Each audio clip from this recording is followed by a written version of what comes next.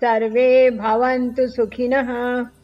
Let everyone be happy. With these thoughts in mind, let's start cooking today. Today we are going to make coconut chutney, which is a recipe of Vaidyagrama.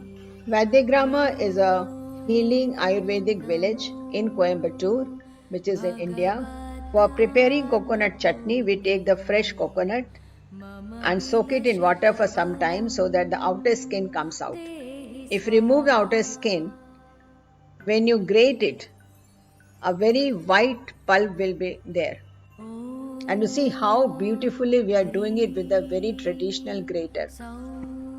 Just to give you an idea, a medium coconut generally gives 200 grams of grated coconut.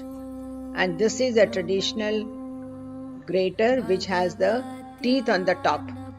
So after grating, we have taken 1 cup of grated coconut, and then we have taken some curry leaves, and this is the ginger which we have cut very roughly. And now for the coconut chutney, you will certainly need the salt, and we always use rock salt, which is supposed to be healthier than the normal salt. Now, all these ingredients we have to blend in a blender. So let's take a blender. We add the grated coconut, then the curry leaves and the ginger, and then we add the salt as per our taste. Try to put on the lower side in the beginning because you can always add more towards the end. And now we blend it. But before we start the blender, let us add some water. And now we put it in the blender and start blending. If you feel that this is still very hard kind of thing and it has to be more liquidy, then add some more water. And it's done. It's so simple. Extremely simple. Now to enhance the flavor, we will go for the seasoning. Now see, there are 2 kinds of mustard seeds. One is the big one, another is the smaller ones.